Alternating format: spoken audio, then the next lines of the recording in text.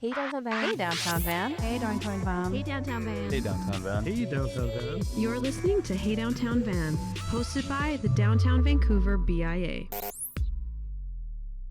Hey Downtown Van, welcome back to another episode of the podcast. I'm your host, Sofia Laratta, and today's guest is Emad Yacoub. Emad is the founder, president, and CEO of Vancouver-based Glowbal Restaurant Group. Since 2002, he has grown the company into a portfolio of acclaimed high-energy dining destinations. Glowbal is now a leading force in Vancouver's hospitality scene, and we're so excited to have him on the podcast today.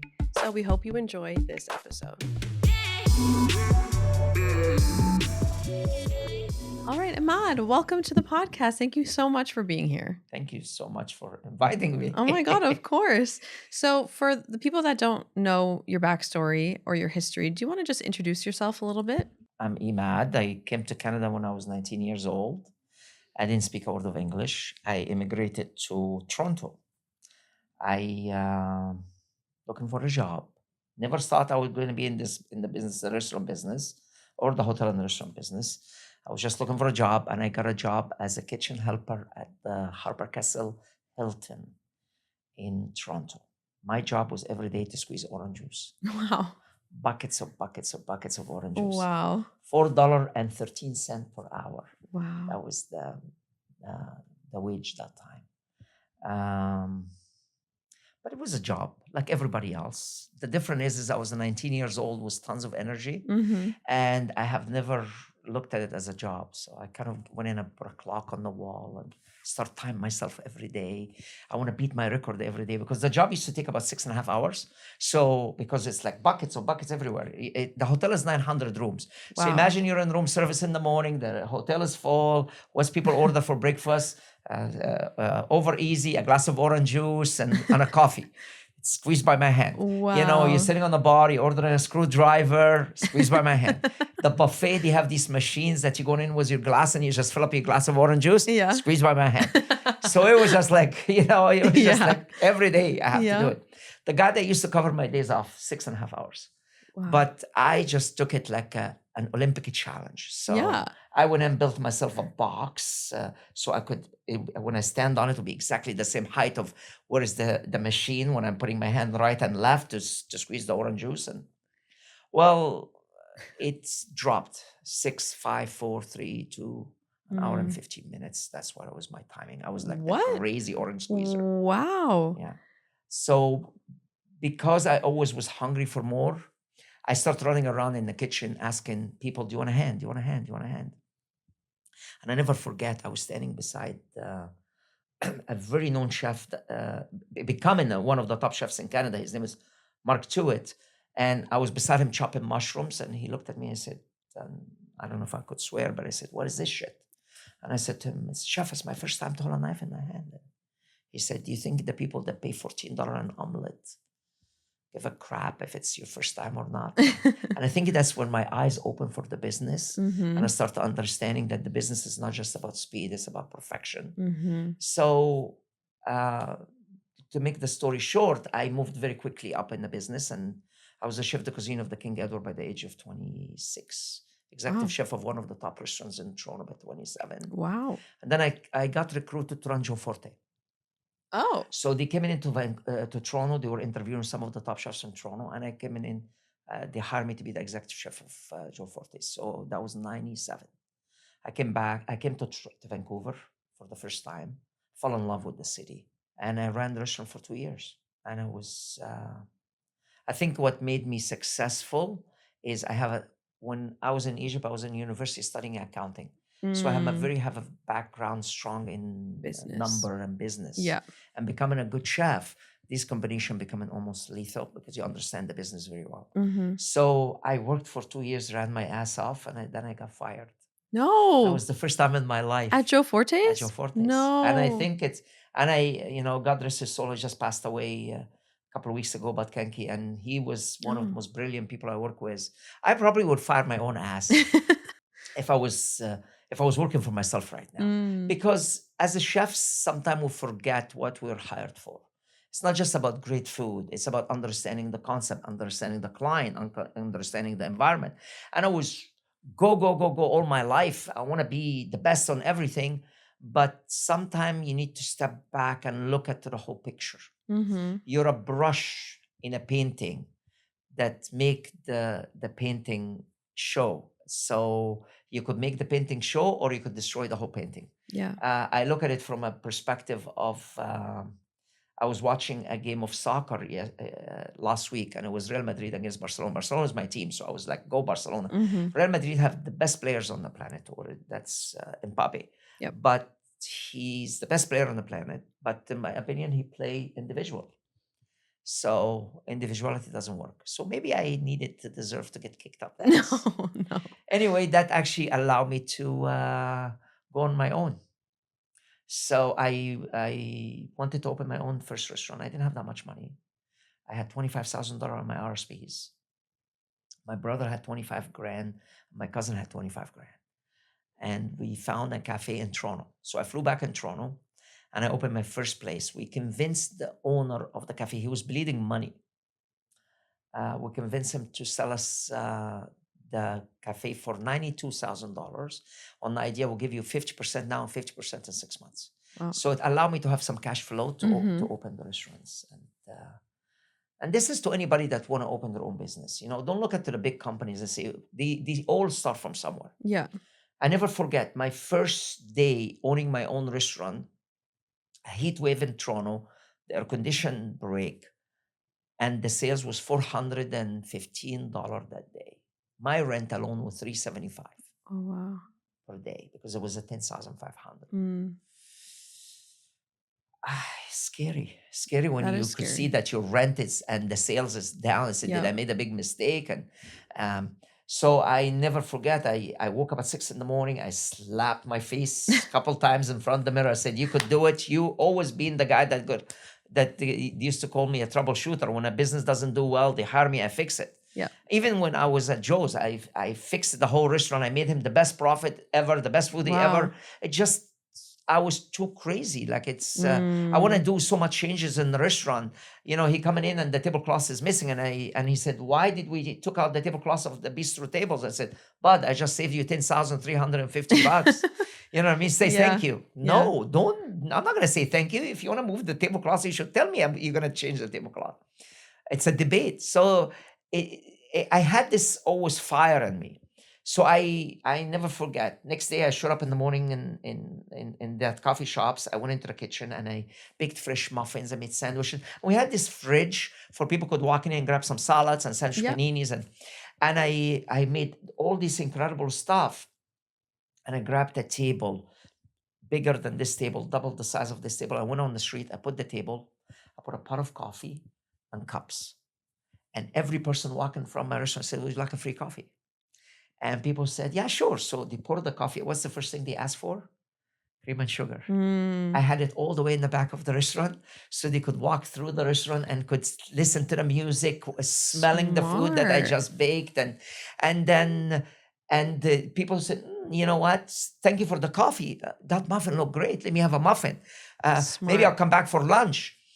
That place 6 months later was the busiest cafe in downtown Toronto. Wow. What was it called? Brownstone. It was open for 16 years. Wow. Because I left it to my brother to run it and I came back to Vancouver to open Glowbal, and that's how the company exploded. Got you. So it was like rock and roll cafe. Everything goes. It was me and my brother and my nephew, and we turned the music up and we're just like, it was fun place to be in. Oh. And because it was 1 block from the Sutton Place, it was who's who from actors, because Sutton Place was known the hang around of the actors. So when they're shooting in Toronto, they stay. So I get John Voight knocking on my door at 9 a.m. before I open the door, because they all shoot at night. So like they come to the hotel, they're hungry, they coming in, knock on my door. Or what's his name? Phoenix.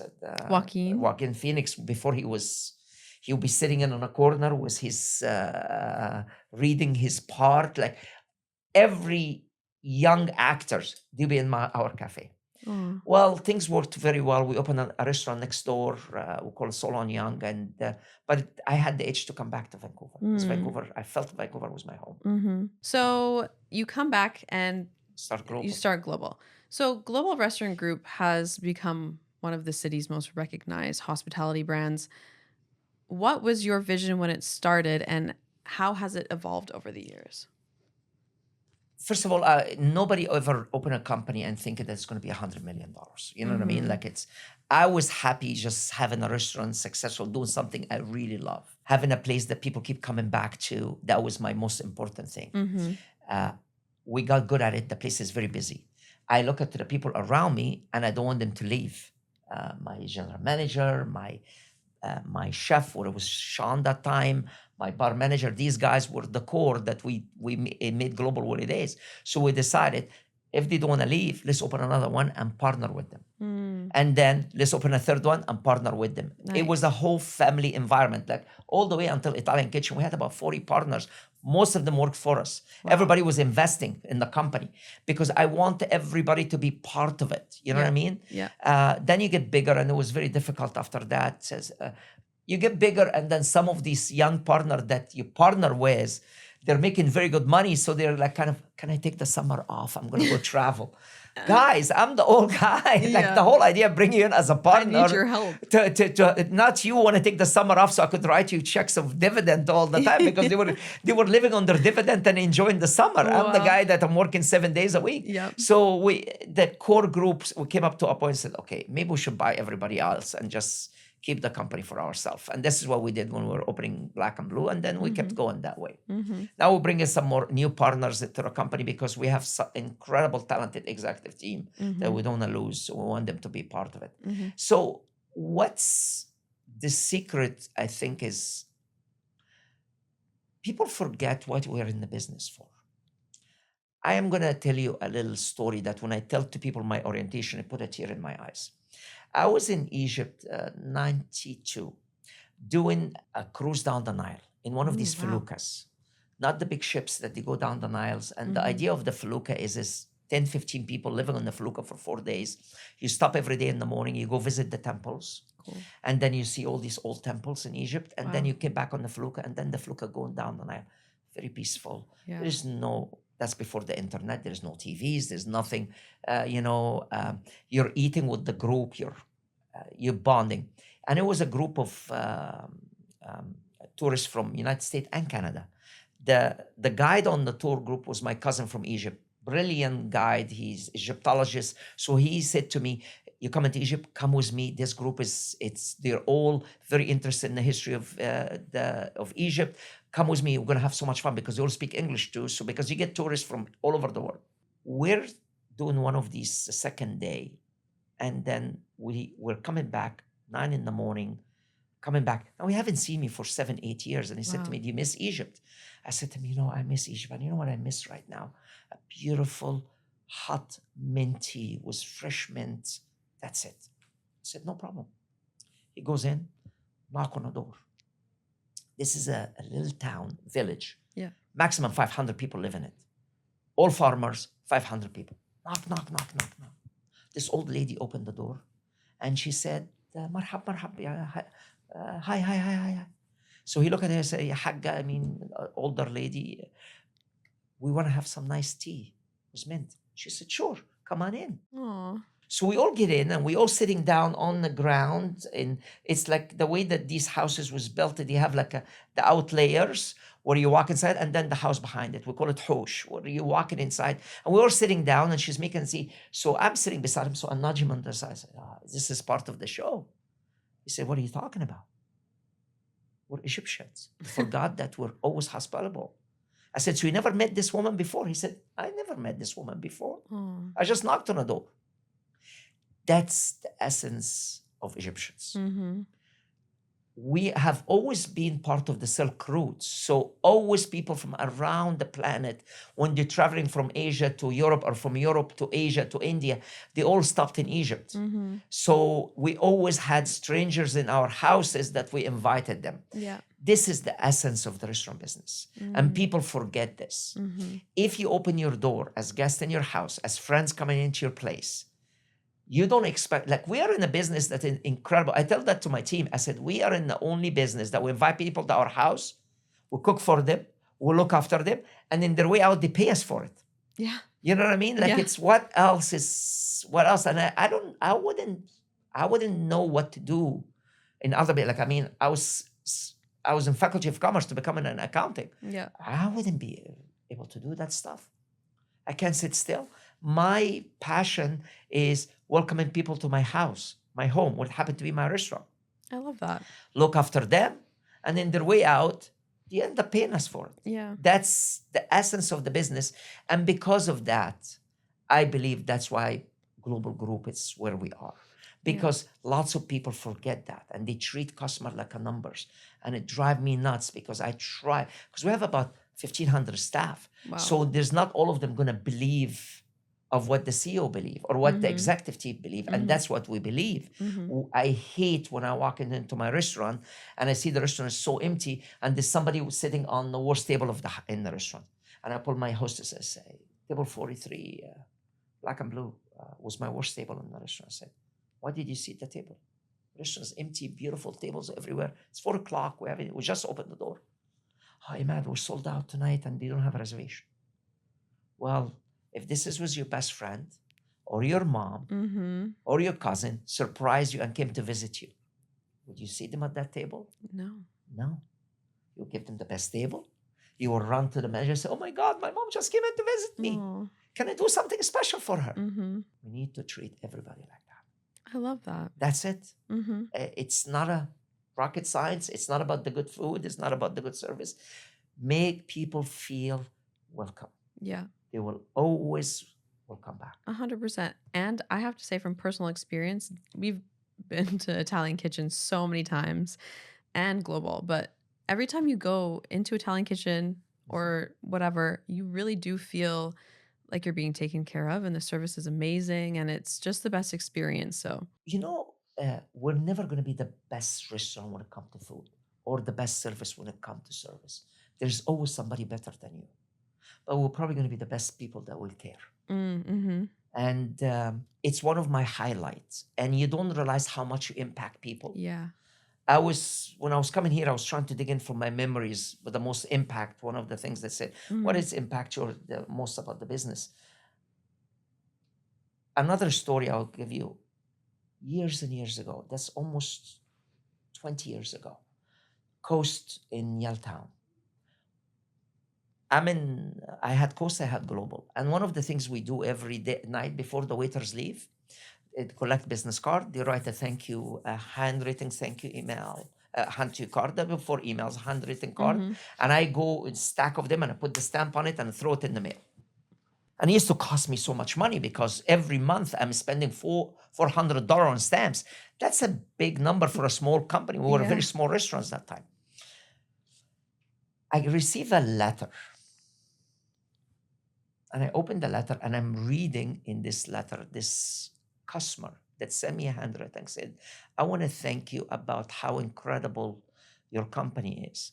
And he explained in the letter, said, I came to visit your restaurant a month ago. I am a businessman in Korea. I have massive factories.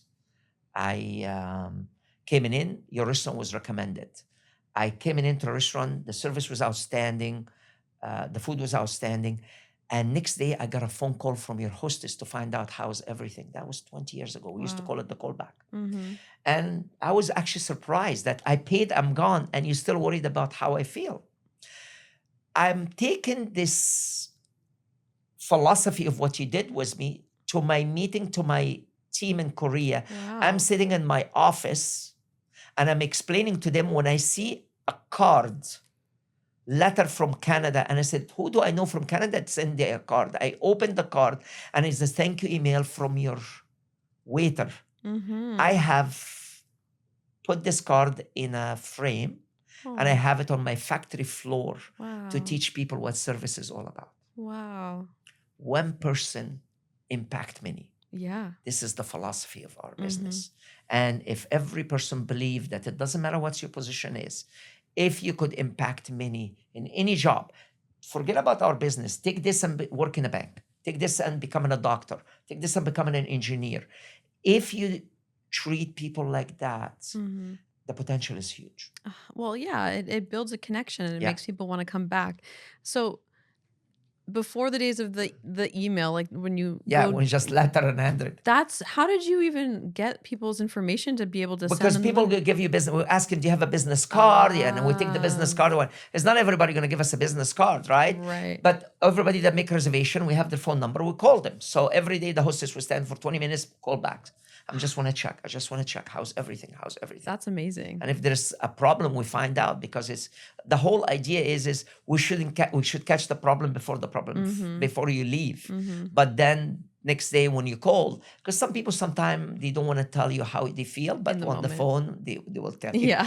When Yeah. nobody's looking. Yep. Yeah. So now we're more in technology. So we're using lots of these tests, technologies to make sure to get these information. Well, it makes it more streamlined and probably easier for your team. But there's something so personal about getting a call or a letter. I really love that. So you talk about your staff a lot and how you feel like a family and you want to treat them like family. How do you maintain that culture of excellence in hospitality and family in your restaurants? It's very hard because you can't have everybody believe. Mm. First of all, you have people that they just coming through, looking for a job for a summertime. Mm-hmm. It's not their priorities, but they're just looking for a job. Mm-hmm. I think that if you just have a core of people that they believe of what you believe, it filters itself to everybody else. Yeah. So it squeezes the unhappy people away. You know, there is places where you go in and you see everybody's happy.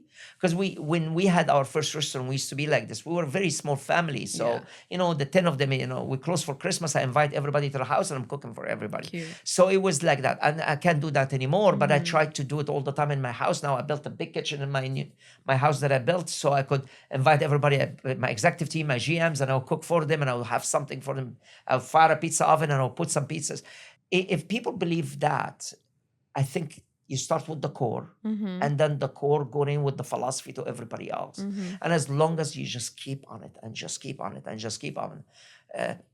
The first thing I do, our orientations for every brand new staff, I do all the orientation, Toronto and Vancouver, because I have to tell them our philosophy, the story of our company, where we come from, where we're going, what does that mean working for us?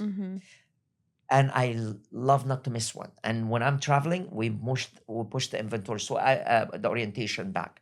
So I try to do them every 3 months because you can't get all the new stuff. And some of them, you miss, because like a new stuff in Burnaby, I missed, you know. So you want to make sure that everybody come into the orientation. We do the orientation one shot. We talk about the philosophy. I give them the story of the orange squeezing story, because I just want to tell every one of them, you could be somewhere. It doesn't matter what's your job. I had dishwashers in my company becoming executive chefs. Wow. I had bartender. They're my senior partners. They started as bartenders. Nice. Bussers start becoming GMs in my company. So it's all about the individual performance. You do your job. The chances of you becoming on the top. All our executive team came from the bottom. Wow. Came from the bottom. That's all of really us. important. We realized that when bringing from outside, it doesn't work that often with us because they don't believe of our culture, our philosophy. So people that grow up with us is the ones that end up doing the job and end up understanding it very well. Yeah, and that makes people want to stay in the company too, which is amazing that you can do that for people. So, what is some of the hardest parts about running the restaurant business? Well, let's talk about what happened during COVID. Yeah. Right? Imagine this. You have one of the most successful company in Vancouver, and the tap is closed instant. I lost everything. Yeah. Everything. I had all the money that I saved in the last 20 years, and I already set up what is my retirement, how I'm going to retire. Because restaurant business does not give you money after you leave it. The minute you leave it, it's over, right? So, okay, how I'm going to be when I'm decide to retire? Where is my? And I had my money in a little real estate that was going to be my bread baskets. And lost everything. I end up selling it to inject it back in the restaurant to keep the company going. So you start from somewhere and then you start from zero again. So this is one thing about the business. It doesn't matter how busy you are. You could have the busiest day, Last night we break record. Today it's a brand new day. You start from scratch again. That's the problem with our restaurant business. Every day you start from scratch. We, sometimes we don't want to be in politics, but yesterday I was in CKNW. Everybody's talking about how hard the restaurant business and prediction 4,000 restaurants in Canada might close. I think it's going to be a lot more. Because if last year 6,000, 4,000 is probably 6,000 to 7,000 this year in Canada is going to close. That's so sad. And it's big part of it because the decision maker are not, we have hundreds of thousands of people working in this industry. The decision maker don't sit with us to discuss. They take decisions without realizing the consequences of decisions. So what's the hard part of it is what's next? It's almost like you get punched in. You have your business working very well, and then it's just somebody come with something stupid. Yeah. A bylaw that was like 30 years ago that they coming in and they say, because somebody discovered it in a book and saying it's like, I'll give you the best example. I moved Italian Kitchen. It used to be on Alberni Street. We'll move it. Don Francesco. It's been there for 30 years. They had the awnings on the patio. That's the one for the rain. You drop it down when it's raining. So Don Francesco had on the awning, on the bottom of the awning, about, 4 inches, 5 inches strip. What does it say on it? Don Francesco. So when I took over, I took that strip out and I put a new strip saying Italian Kitchen on it. Call grandfather, it's fine. Somebody in the city from the inspector walking by and say, I don't have it on my records. I said, this is a grandfather, we'll just change it because you're allowed to do that. Well, I don't think Don Francesco applied for it. He's been there for 30 years. They put us through hell for 2 years. Tens of thousands of dollars cost in legal fees. Wow. Removal, this, that, really. Yeah. This is the stuff that people in the restaurant business get in and don't realize what it is. Yeah. The sign deals. Everybody knows I was going to open Gigi in Vancouver. Now I'm going to move it to Toronto because I put a stop on it because we picked the location. We got the names. We got the design. I paid $100,000 on the design. I went through my negotiation with the landlord. I have a lease. It's a bank that is very close from here. It's a 5 minutes walk from here, not even 3 minutes from here. They're moving, and they're going to give us the location. The landlord wants us. They love what we're trying to do. The design is beautiful. Everything is design is beautiful. And then, think of that. $100,000 we spent on that. And a lot of work. And lots of work. A year of designs. And they go to the city. They said, we want to change of use from a bank to a restaurant. Somebody in the city said, well, you have to upgrade the building to the new codes. $36 million of upgrades they want to add on it. Wow. Just to open the restaurant. Everything got on the lock. No, that's really upsetting. It was in the news. Everyone was really excited for it to open. Because somebody in the city said, you need to think of it from upgrades example. The building is 40 floors. It's one of the Bentons. So it's just beside you. 40 floors. Every floor have how many exits, let's say 6 exits on it. Every office have a little sign, say fire exit. You know these signs, that's red signs everywhere? Yeah. Now they're green, right? There are about 1,000 of them in the building. To change it from red to green, it's $800 a piece times 1,000. That's $800,000. Wow. Now, right now, it's a grandfather. There's lots of buildings, and probably this building here have the exit sign in red. But somebody in the city said, no, we should change it to green, without realizing that decision is $800,000 decisions. Yeah. It's crazy. Think of these decisions, $36 million. Okay, you just put a hold on an investment of $8 million in downtown Vancouver with about 250 new staff. Because I cannot do it. The building cannot do it. And now between us, the chance of opening a new restaurant downtown, having getting more action downtown Vancouver is being on hold because somebody took a decision without realizing what his decision is. Yeah. It's a very expensive decision. Yeah, and they don't realize, like they throw these without realizing the damage. Mm-hmm. They think, oh, Bentel will have the money, but Bentel is a business too. They say $36 million. We're never going to see our money back. Yeah, You know what I mean? That's We could a leave lot the of money. space empty for the next 10 years because the rent is not going to be $1 million a year. It's going to be 500,000 a year. Well, I could leave it for 7 years sitting empty. Yeah. And it still does not, and it costs me less. Mm-hmm. You know what I mean? So people take these decisions without realizing Yeah. the damage that they're doing to the economy, to the downtown, to the revitalization of the downtown. Mm-hmm.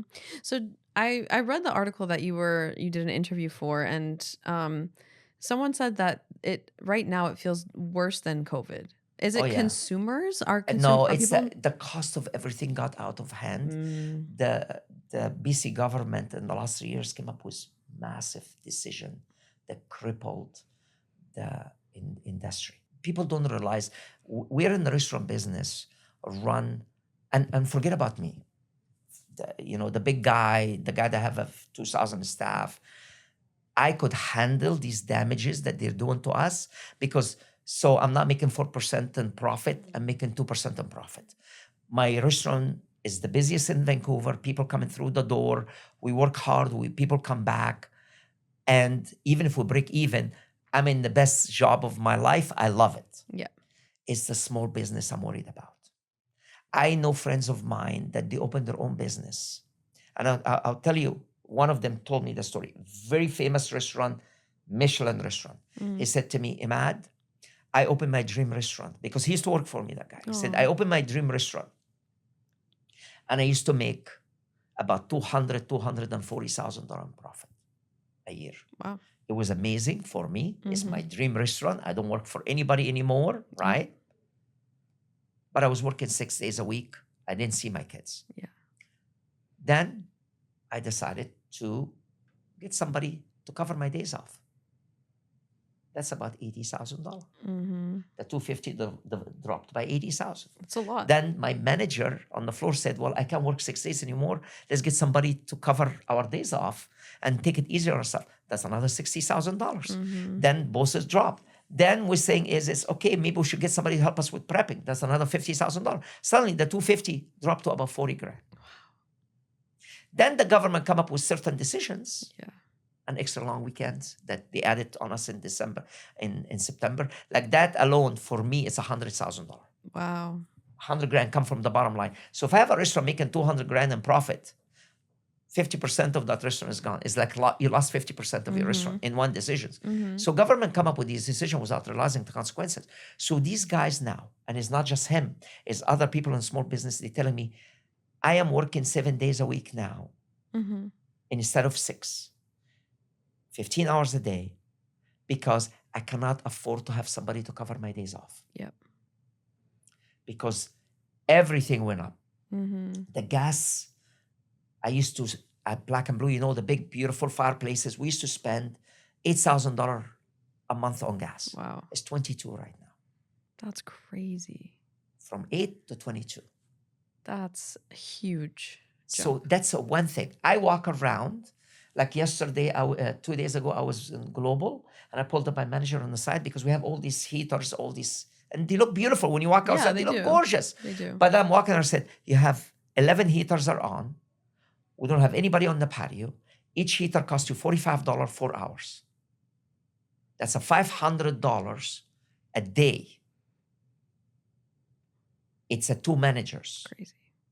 Turn the heaters off, and when somebody coming in, turn them back on again because it's the heater or you. And I don't want to get rid of the guys. Yeah. Because when your bottom line becoming so slim, nothing left, you know what I mean? You want to protect your staff. Of course. And that's my number one. Like the reason I sold and I sold everything I owned during COVID is to keep the staff. Yeah. You know what I mean? Like you don't want to lose your humanity. Sure. During COVID, we were still doing things. Did you know that during COVID, we donated over 16,000 meals? Wow. I was going to bring that up because I feel like you still do a lot of that stuff. We still do tons of those. Yeah. During COVID, when we were losing our shirt, we don't have money. But why? because without that, we're not human. Yeah.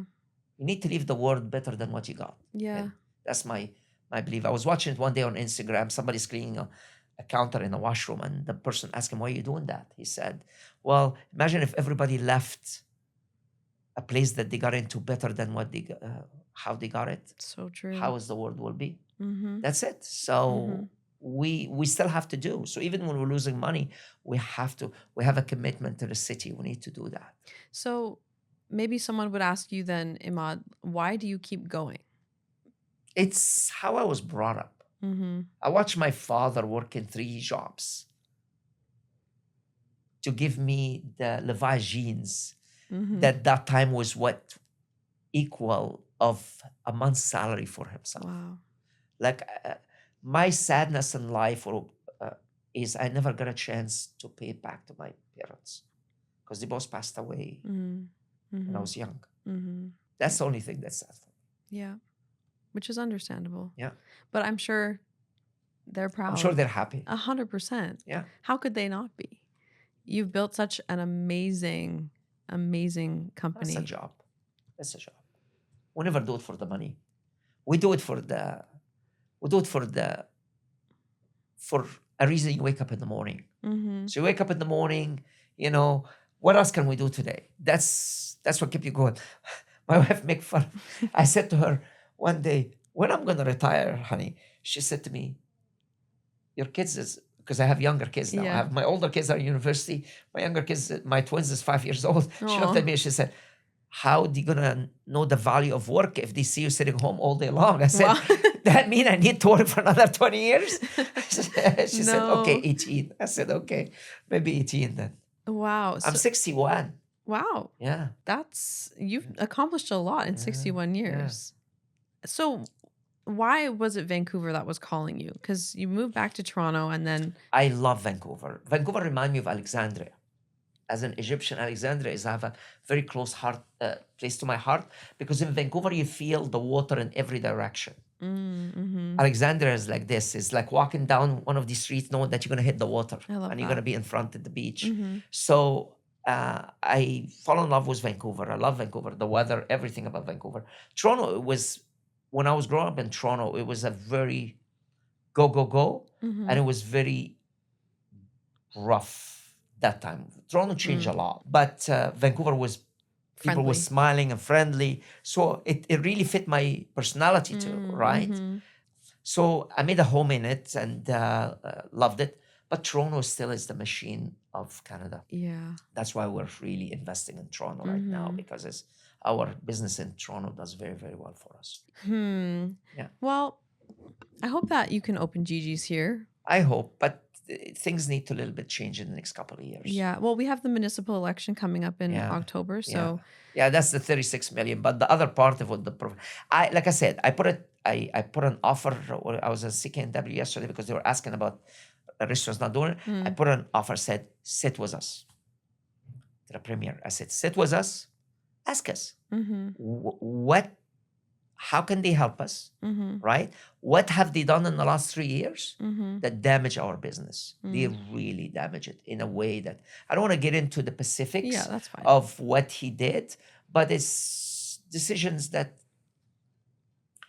it's for me, 2 decisions. One cost me 750,000, one cost me 550,000. wow.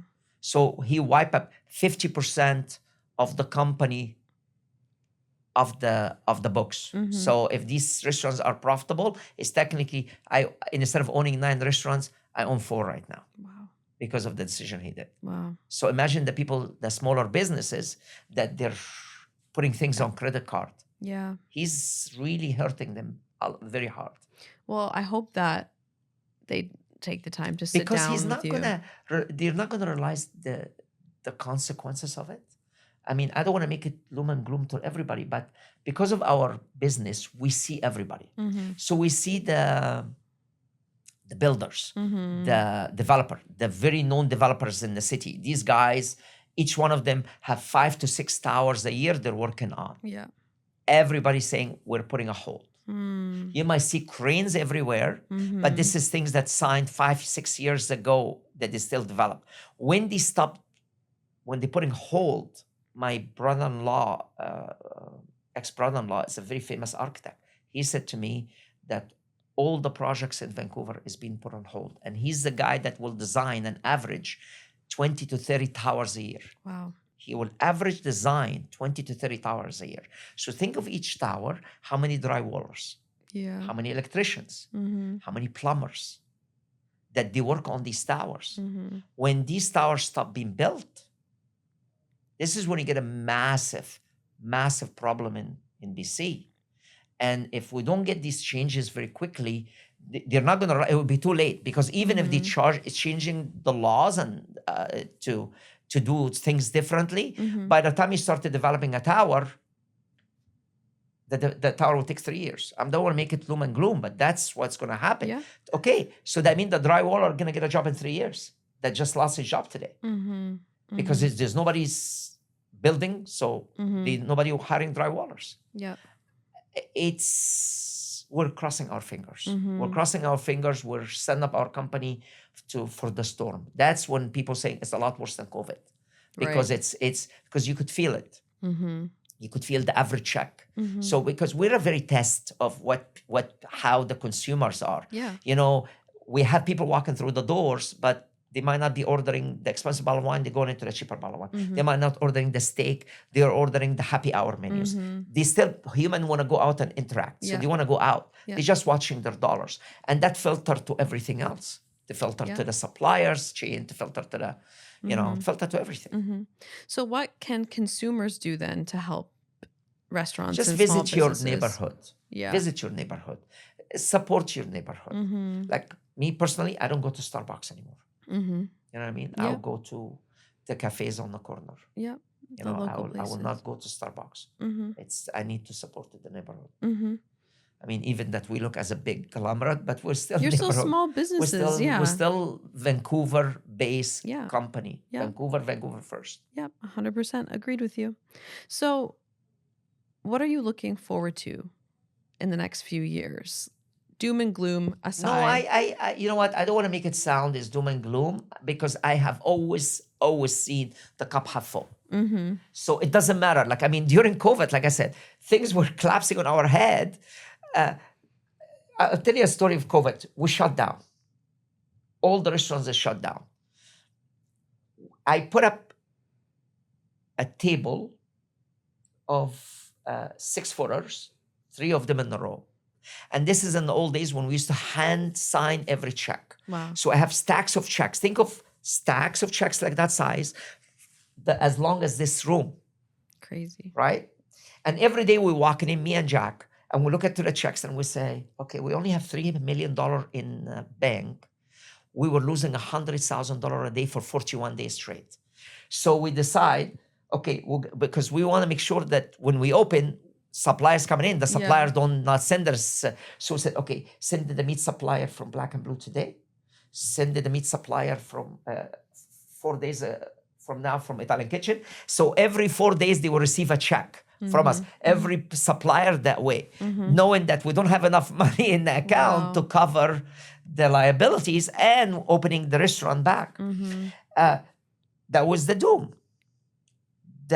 For me, I was looking forward that time was firing my kitchen and having 6 or 10 of my kitchen staff to come and help me to do the food for the Ronald McDonald, for the hospitals, for the responder, and for our staff that lost their job. Because every day we were making 500 meals, and the teams will message us, said, Emad, can I have 4 meals? Can I have 3 meals? And we'll put them in plastic bags and we'll tie them up and we'll put them on the door because we're all in masks, and put the name on them. And then they will open the door, they will walk through the corridors, they will see their bag, they will take it and go home with it. That's so nice. And that was what I was looking forward. So it's never gloom and gloom for me. There's always something positive in every situation. And do you still help your staff? Well, so what we do is the program that we're working on right now, something called No Kids Go Hungry.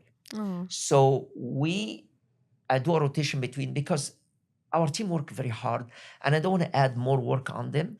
So what we do is I say, we rotate between all our restaurants every second week. The one restaurant will make a 200 meals to one of the underprivileged schools. Oh, And wow. we try to make a good meal, like a nice meal. Mhm. Our famous spaghetti and meatball, a nice meat dish, a nice fish dish, a vegetarian, and we stack them. And the firefighter will come in, grab all this meal and drop them on the schools. Oh, that's lovely. So because there is lots of kids that go to school and they're hungry, and they'll be the only meal they're probably going to have that week that it's a healthy meal. So we try to do that. But that's something I have done since I was a cook Wow. in Toronto. Because I grew up in a Christian family, and my parents always taught me giving is very important. I never forget that I used to go to Costco and I used to buy ground beef and kidney beans, and go to my sister's coffee shop, and I make a pot of chili. Wow. And get some bread and go to the church and have once a month serve chili with a bun. That's lovely. Yeah. So this is something I was doing since I was a kid, and we don't want to stop. We don't want to stop. It's so important, the work that you do, and it impacts so many people's lives. So thank you for doing that for the community. So we have FIFA coming up. You're a big soccer fan. Yeah. And Egypt is playing here. Yes. Oh my gosh. Do you have tickets? You know what? I don't want to pay $3,000 for a ticket, so I'm waiting for the drop off. One of my manager in Toronto messaged me and said, "Man, guess what? I got drop for me because it's like draws. I could get the ticket for $300." I said, "Get me all the tickets. Get me as much as you can," because they're asking for this. I know, it's crazy. Are you doing anything exciting for FIFA as a We think company? we're going to be doing it in Glowbal. It's going to be the center for because we're very close. We're putting all the TVs. We're having some sponsors that are coming in. They want to doing things in our patios. So I think it's going to be amazing during FIFA. I love that. I'm so excited. Yeah, it's city is it should be amazing. The Congress is coming in April, so it's 1,100 people of this. They are the mover and shakers of the FIFA World Cup. They're coming into the city in April, and then and everybody else, all the athletes and all the TV, right? And everybody starts showing up later. So It's so cool. It's going to be 3 months of amazing. I hope so. I think it's so. like the Olympics days, so we'll see. I hope so too. I think the city needs to rally together to make sure that it happens. Emad, is there anything that you haven't shared yet that you want to share before we close out the podcast? My goodness, I think I told you guys everything about my life story. No, it was amazing. You're such an amazing person, and I feel like you make such a great impact on the city. So thank you for everything that you do. Thank you for having me. I really appreciate it. Of course. Okay. Thank you. Thank you so much. Thank you for listening to Hey Downtown Van. We really hope you enjoyed today's episode with Emad.